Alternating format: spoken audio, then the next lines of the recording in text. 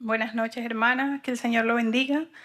Buenas noches, hermanos. Hermana, nuestro corazón está regocijado y le damos gracias al Señor por permitirnos conocer a una profetisa de Él, porque sabemos el respaldo que el Señor le da a usted, hermana. Bienvenida siempre a la hora de Jayalía. Esta es su casa. Hermana, tengo una pregunta en Apocalipsis, en el capítulo número 21. Capítulo 21. Perdón, capítulo 20, versículos 11 y 12. Sí.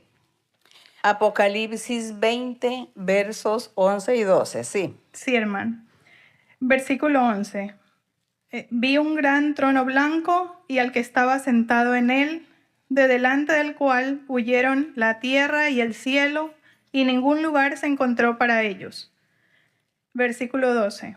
Y vi a los muertos grandes y pequeños de pie ante Dios, y los libros fueron abiertos, el cual es el libro de la vida. Hermana, leyendo estos versos me nace la pregunta, ¿a qué se refiere cuando dice que el cielo y la tierra huyeron y que no se encontró ningún lugar para ellos?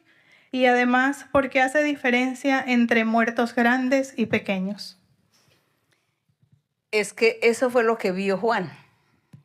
Esa fue la visión de Juan. Y eso fue lo que él vio. Y él describió lo que vio. Que lo haya escrito bien o haya entendido qué era lo que él veía, como difícil. Porque él mismo dice que él veía tantas cosas que no había palabras para descifrarlas. Oía también lenguajes que dice que él no podía descifrar esos lenguajes, que no los entendía del lenguaje humano. Eso fue lo que él vio. Él vio seguramente como ver una película, cuando vio que no, que la tierra huyó. Dice que la tierra huyó, que el cielo se fue, él sabía que era el cielo. Pero el cielo, ¿cuál es el cielo? Un espacio.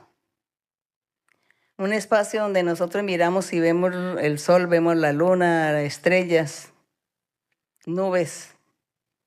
Entonces, ese fue lo que él vio. Él vio que el cielo es tan grande, el poderío de Dios, la grandeza de Dios es inescrutable, es algo que no hay palabras para expresar cómo es Dios en su tamaño, en su grandeza, en su poder, en su fuerza. Que él vio eso, que el cielo se escondió y la tierra se escondían de la presencia de Dios, y que él veía que no encontraban un lugar donde asentarse. Así, figurativo, metáforas, lo que él veía. Metáforas para engrandecer lo que es nuestro Dios. Por eso nosotros decimos, cuando el Señor nos habla, decimos, Señor, pero ¿nosotros qué somos? ¿Somos qué? Peor que un gusano de la tierra. Dice que somos menos que una mariposa o menos que una flor, que se marchita, nace en la mañana y por la tarde ya está muerta. Y dice que así somos nosotros, que somos nosotros frente a nuestro Dios. Antes el Señor tiene misericordia. Antes Él, yo creo que desde lejos nos mirará, porque si el Señor nos mira bien de cerca, nos acaba, nos destruye. Nos desaparecemos de su presencia, el poder del Señor. Entonces, Él aquí mostrando la grandeza de Dios, se muestra y se revela aquí la grandeza de Dios. Nosotros más o menos nos imaginamos que es Dios tan grande que el mismo cielo se escondió, la misma tierra huyó y que no encontró un lugar y que le tocó quedarse en el lugar donde Dios le había puesto, siempre. Y cuando dice en el verso 12, y vi a los muertos, pues a los muertos Dios le mostró los muertos, como para que él entendiera. Sucede como cuando yo tuve ese sueño, yo soñaba que era el fin del mundo.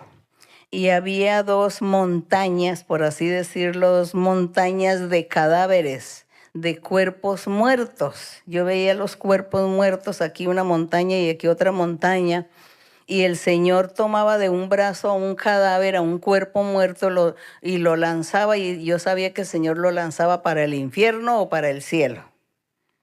Eso era lo que yo veía, los muertos, los cadáveres. Pero realmente que eso no es así, porque el cadáver, el cuerpo muerto, eso no significa nada, eso se vuelve polvo. Y lo único que sí vale es la personalidad del espíritu, el alma de la persona, que es un espíritu y eso sí vive, eso sí sigue. Y ese espíritu pues no tiene materia, sale del cuerpo y ya, cuando la persona muere, sale ese espíritu del cuerpo y el cuerpo queda ahí inerte y después se vuelve polvo. Y el espíritu es el que va a ir a la presencia de Dios a rendirle cuentas, porque la personalidad nunca se va a terminar.